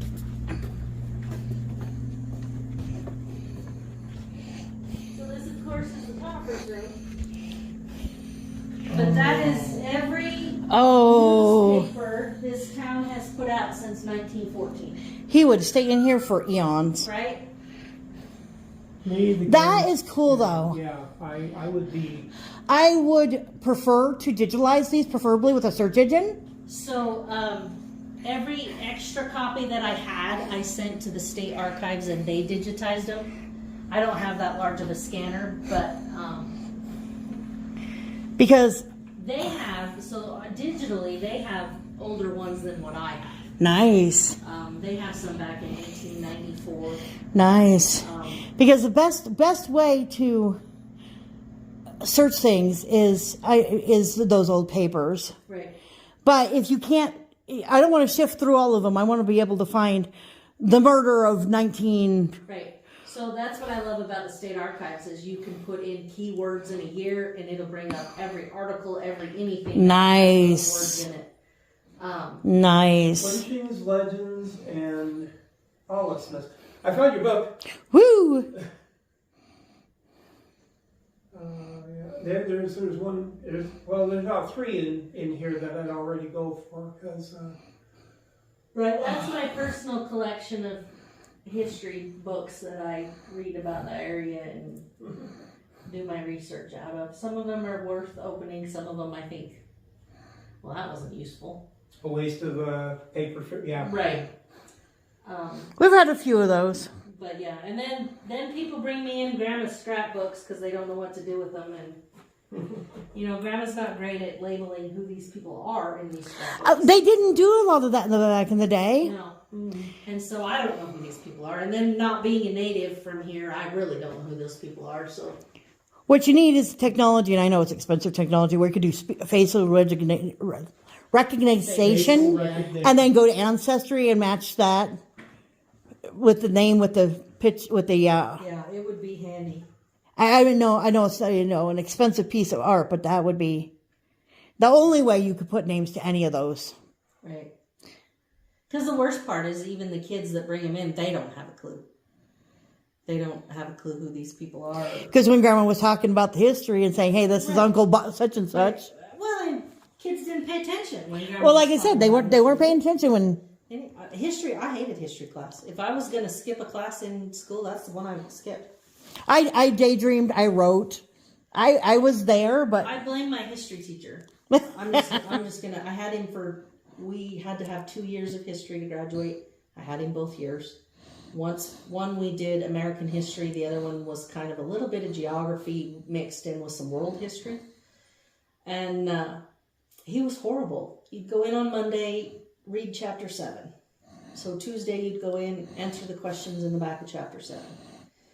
Wednesday. Oh, he was one of those teachers with He never got out of his chair. He had no love for it. And see, that's what I told my husband. I call him my bearded historian. I told him he needs to become a professor once we can get a student loan down, because he's one of those professors that loves the topic. But if you get a teacher who doesn't love the topic, which it sounds like your history teacher didn't, he was horrible. Wednesday we reviewed the chapter, so basically reread it. Thursday was the test, which was the questions in the back of the chapter, just in a different order. Yee! At least you know the answers. Right. And Friday, if you passed the test on Thursday, Friday was a free period. Nice. In 11th grade, I punished my history teacher badly over World War II. Because they what they did is, he's having us watch a movie, so he didn't have to do his job. Right. I was playing chess because I had this movie at the house. I didn't need to watch it again. So he comes watched it a over few hundred times. and he goes, closes the chess set. And I'm like, dude, I was winning. He says, you should be studying that. And I'm like, dude, I know this movie. I own this movie. So he says, well, tell you what, let's see how good you are. If you can get above 90% on the test, I'll do a pizza party for the whole class. And I says, really? How about 98? And all the class is like, what's gotten into this kid? Right. Shut up. Go with 90. So the next day, they had a Jeopardy-style challenge that they wanted to throw up here. And the other 3 kids on my class were sleeping because they were football players and, they didn't want to be visited, And I'm over here, 1939, 1942, 1945, just popping out answers one after another. And the other teacher that was in this was looking over at him. What did you piss this kid off with? Sure enough, went into the history thing. I'm just sitting here firing off answers. Just, this is not going to be hard. Last thing, it was for 50 points. And those, one of those essay question things. And he's like, what is a definitive battle in World War II? Cite answers, etc. Yeah, I wrote a biography. I did the Battle of Midway with, the admirals and everything else and the ship and the tactics and everything. It got so funny because he tried to dock me. He tried to go 97. So I took it back to my counselor and he says, send it back to your given. They give him 100. Everybody loved ice cream. I think after that class, the guy went and sold cars. After he's like used car salesman now.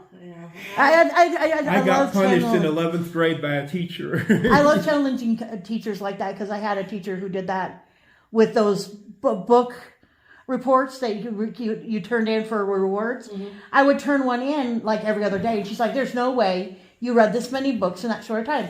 And I said, test me.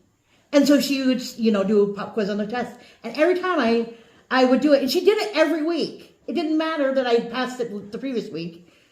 She'd do it every week, and every week I would just buzz through the questions. I'm like, okay, this is the main character, this is the plot line, and I would go into all these little details, and she's like, I think she just tried to catch me, but she could never catch me, because I actually read those books. I'm a fast reader. Yeah, well, My senior English, we had 4 grades all year long, 1 per term. Right. And she would pick a book, like the first term was Of Mice and Men. And we read the book. But we read the book in class. We never had homework from her class. We read the book in class. We discussed the book. I mean, it literally took us 90 days to read that book. I hated that. And then she had 1 grade. Your test at the end was 4 questions. They were all essay questions. And I failed. So now I have to take night school so I can graduate, right? So my counselor is like, did I not tell you how to pass her test? And I was like, no. And he goes, don't even open the book. And I said, why? And he goes, pay attention to her discussion. Take notes on her discussion. She doesn't want your opinion of the book. She wants her opinion of the book. Oh, one of those. And I actually really liked that book. And I was like, how the hell did I fail this? Mm-hmm. And he's like, she doesn't want to know what your opinion of the book is. She wants you to recite her opinion of the book back to her. That's just... So we read 1984. We read The Fly. And the other one was Harper Lee's. What is that? Kill a Mockingbird. Yes, To Kill a Mockingbird. And I never read any of them. I never read To Kill a Mockingbird till like 2 years ago when we read it in book club. I always hated teachers like that. Even if I just tasted the book, which I read To Kill a Mockingbird with class, but I'm a fast reader. They always paced it so slow that I got bored. Right. I was like, I already read this chapter. Catch up with me. Odd question. Are these are all just these straight newspapers as they were printed off the rolls? Mm-hmm. Okay. She said that they're on the archives of the... Like those 2 particular volumes, and there's 2 more that a lady has right now, but they're not bound in the books. They're just set in the books. Like these ones, they're actually bound into the book. So except for that piece. no, that's probably the receipt. So they're really hard to, like, if you wanted to scan the page, you miss a lot of this. Gotcha. This inside copy, but Not if you do it right. right. Sometimes we might have A lot of the newer editions. scanners I've seen don't have to be pressed against the book. They do it from above, and so that one will probably get that edge a little bit better. So, well, and they have clamps and things that you can use to hold the pages open a little more. That would be easier to scan. But yeah, I've sent every newspaper I found in this building that was a loose newspaper to the archives so they could scan them. I think I'm that's glad wonderful. you're protecting the history, because it's stuff that if you're not, you're going to wind up repeating it if you don't. Right. Well, that's the problem. That is the problem with history now, is we're not paying attention to what happened in the past, and we are repeating it. Right. I do find it funny that this was the Democrats and now it's the leaders. Right. Well, they changed teams, or had a divided team. There's not very many Democrats in this county. No. There are a few, but there's not many. Not many. Oh. It's been a fun tour. Yeah. You said the Jubilee is the second week of July. Yeah. Okay. Yeah, so the big breakfast is the 12th of July, parade, street dance, they close down the main street. There's like activity going on all day long somewhere in town. You should see what her calendar looks like. Every summer run, it's like, okay, we got to hit everything physically possible that we can when it's open, and a lot of our museums. They're not open in the winter months. No. Right. It's also funny because sometimes we're like, okay, everybody's decided to do everything on this week. Like this weekend, we had like 3 events. You got chosen. And it makes me sad I wasn't here when you guys were here in the winter month. I don't know what I would have been doing, but. Well, if you were open, maybe we didn't see your flags because you didn't put them out that day. I don't know. I usually don't in the wintertime. So it's one of those things where we just like, well, they're not here, so. Oh, my Reader's Digest. You still have it. I had like Reader's Digest all the way back to like 1918. I love to flip through them. Oh yeah, they're excellent. They're excellent. News and stuff. I like some of their little stories. So this painting, I have to tell you a funny story. When I started here, I started April 1st of 2020, so right when COVID hit. April Fool's Day. Right? Everything was getting shut down for COVID and everything, which I was grateful for because not being from here, it gave me a month to do all my research and learn Right. Moorcroft's history, basically. But I was going through all the accession records trying to find, locate everything. And just familiarize myself with what was in here and things. I looked for an entire day. I went through all the closets, I went through the vault. I'm looking for a painting by Jake Benson called Elk in the Park. So I called the treasurer on the board because she was my boss at the library. That's how I got this job, was her. And I said, do you know where that Jake Benson painting is? She goes, it's hanging in the lobby. I walked back out here. I have her on the phone.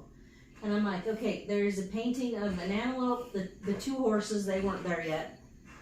And I said, and there's a painting of some moose. And she goes, that's it. And I was like, what? And she goes, the big painting, it's like 4 foot by 8 foot. I said, yeah. She goes, that's it. I was like, what? So then she brings me down this book about Jake Benson. So he lived in Newcastle. He was mostly known for painting murals on the sides of buildings. But he painted for alcohol. And he did paint those two, the horses over there. But I assume... For an alcoholic, he paints real well. Right? That is supposed to be Jenny Lake in the Tetons. I can kind of get that. The Tetons aren't quite steep enough, but that's another here or there. But I was like, those are clearly not elk. And they just said, in his drunken stupor, that's what he called it, and the name stuck. So I was telling that story to a couple, and they had I'm going to say he was probably 8 years old, little boy. And he goes, okay, clearly that guy did not know what he was talking about. And I said, well, he was, impaired at the time, but he goes, I can get those two right there, they're moose, absolutely. Right? He goes, but this one over there looks like a donkey, and this one right here kind of looks like the back of a horse, maybe. And he goes, and that one right there laying down, it looks like a camel. I was like, well, you're not wrong. I get it, you're not wrong. And I know that's not Jenny Lake because my dad caught a big trout there. The one time we went camping out there. And there's no grass along the mountainsides right there. No, it's just, Right. you look at this lake and it's like, there's a mountain. Right. Yeah, it's... So, that's what that book about him, his daughter wrote, and that's what he depicted as being Jenny Lake in the Tetons. And I was like, okay, it's a beautiful mountain scene. Yeah. With some moose. We need to call it something else. But, Edited version. yeah, something. I mean, it's a beautiful picture, but it just cracks me up that... But I have to say, it's a very nice museum for everything you Yeah, got. definitely. All the, displays and everything, and the history. It's definitely something to. That's always a work in progress. Oh, all museums are. Right. I mean, the funniest one that we ever saw one time, and if you didn't even know there was a museum there, don't be the first person to be surprised. Fairburn, in the southern hills, just north of Buffalo Gap. In South Dakota. It's a teeny tiny town. If you blink, you miss it, but because it's in the back of little alleyways. Yeah. We had to jump so many hoops to get to this museum. I was annoyed.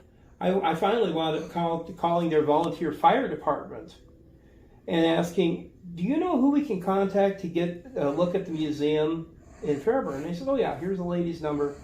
Called her, and that weekend they happened to be having a get-together for the firehouse. Yeah, they were going to like an open house, a community day. So she's like, well, can you be down here in about 2 hours? Sure. So we drove down, and what's crazy is this is the old school of Fairburn. They built a new one about a mile down the road.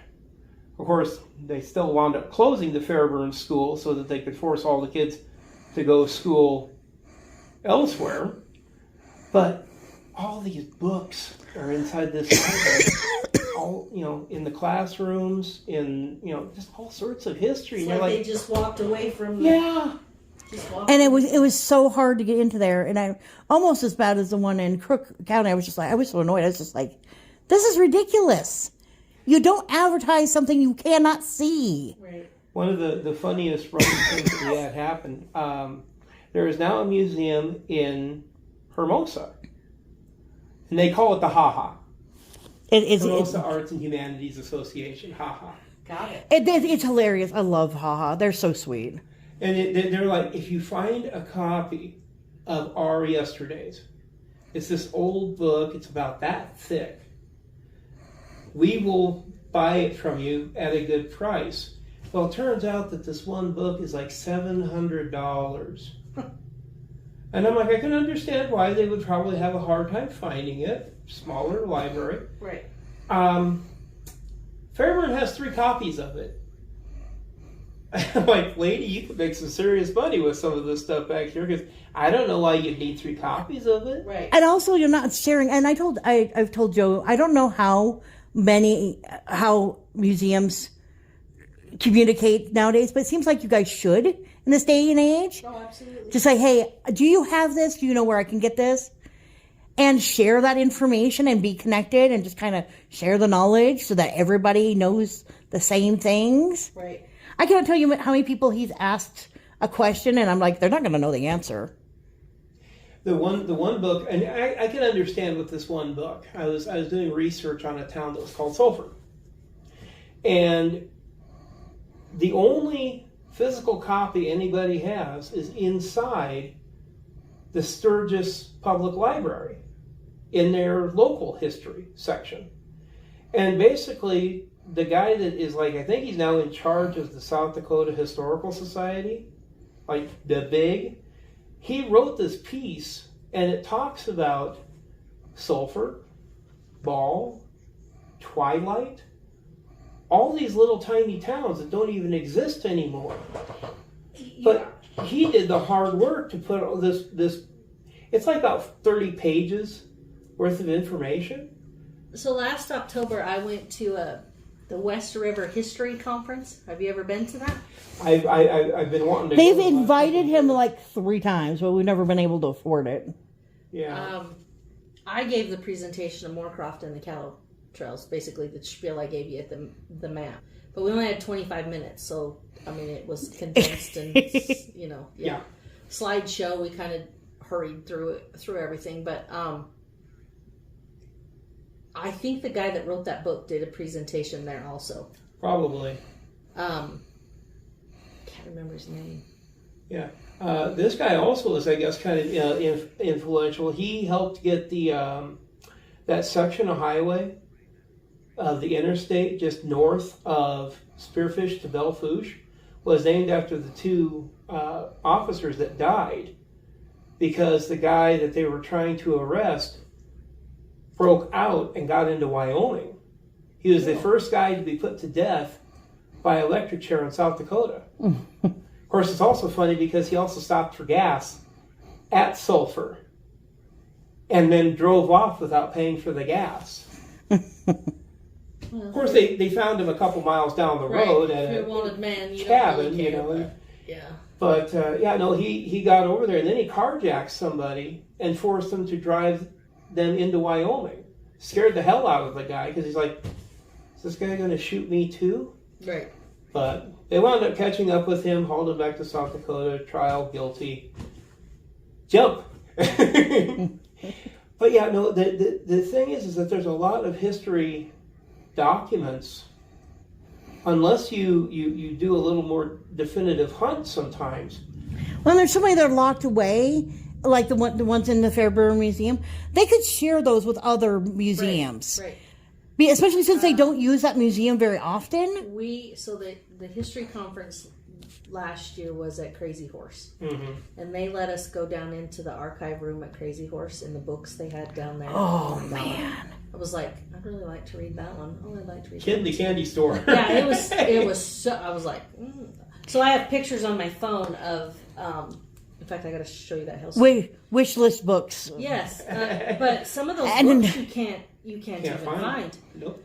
They're just not available. I've found so many of them. You know, they're listed on. That's pretty good. And they're listed. What's funny, I find them listed on Amazon, but like out of stock, no longer in print. Like, why do you still have it listed if I can't get the damn thing? Right. So I didn't know my biological dad till I was 26. I never met him till I was 26, and so doing some genealogy on Ancestry, trying to find out a little bit more about him because he's not real forthcoming with information. And then when I call and ask him a question, he's like, well, how did you get that information? And it's like, well, it's all over the internet. Well, I have several siblings, but my brother, I was talking to him one day and he says, okay, there's a book. And he screenshotted the cover, sent it to me. He goes, you need to find you a copy of this book. He goes, it's not in print anymore, so it's going to be really hard to find. He goes, but I'll mail you mine and let you read it, but I want it back. And I was like, okay. So I'm on, I Googled the book. It sends me to WorldCat. And there's several colleges, Minnesota, Michigan, one in Iowa, that have the book. And I can borrow it. And, and I thought, well, I'll just borrow it and not send it back. What are they going to do? Send me a bill? Right. Right? Okay, whatever. And so I'm on Ancestry one time, and I'm just screwing around, and I find a digital copy of that book on Ancestry. Awesome. And so I downloaded it. Nice. I called my brother, and I'm like, I have a copy. And he's like, how'd you get a copy? And I'm like, I pirated it off at Ancestry. And he's like, did you print it? And I'm like, I did. I sent it to Office Depot and had it bound in a book. And Yeah. I have. And a lot of those old books, I would just love to digitalize because, okay, they're out of print, but that doesn't mean we can't upload them and Right. share them. I understand you want to keep your copy, but share? Let somebody else have a copy also. So The one thing that was kind of a built-in mystery on this one place that I've been doing archives on was a place called Cooper. And what was so crazy is it's like smack dab in the middle of Meade County. Shouldn't be that hard to find. right. Except for it moved like 4 times. Yeah. The town doesn't even exist anymore. And what's crazy is that there are some people that are like, well, it's up here. Some people say it's down here. Well, I got a hold of the archives on where the post offices were. And sure enough, it moved through 3 places. And what's crazy is they apparently were in the second place the longest because they even put in a cemetery. There was a cemetery, there were stores, there were houses, there was a school. And then the last time when they moved it up here. Well, I talked to a lady at the post office in Howes. And she's like, oh, no, that's not it down there. It's way up here by Avars. And I'm like, we went up there, and she says, well, there's supposed to be a sign up here that says this is where the town of Cooper was. There's no sign up there now. But the cemetery is still down there off of Grapevine Road on this guy's property next to this line of trees. Well, I started trying to find out where that cemetery was, and there's like 5 different books on Meade County. There's the Northern book, the Central book, the Southern book, the White Owl book. Well, it turns out the 5th one was the gold mine. It's one for the town of Faith. Faith covered that whole eastern end of Meade County. And not only did it tell you exactly where it was, it gave you the GPS coordinates and everything. And I'm like, road trip. It turns out we'd driven by it like 3 times. It's just, up a road that says no trespassing, but... Right. We try not to, break those rules. But it gives as hard as it is. Yeah, it gives the name of the guy that owns the property, though, so all I can do is say, we're curious. Back when pandemic hit, you were talking about being here, we went and visited cemeteries. Right. We figured they're already 6 feet away. Right. Nobody else is there. Nobody else is there, so... We checked into 140 of them in 1 year. There's a lot of dead people in South Dakota. But we went to ghost towns. We went to what tourist attractions are open. We got a beautiful photograph of Wall Drug. Completely empty. It's like It a was the ghost town. scariest thing. I felt like I'd stepped into a horror movie because that place is always busy, but it was Silent so Hill, the home quiet. We were the only people out. I was like, I feel like I stepped into a horror I movie. mean, there's not even police here. What? This is creepy. We'll see what Yeah. those two are up to.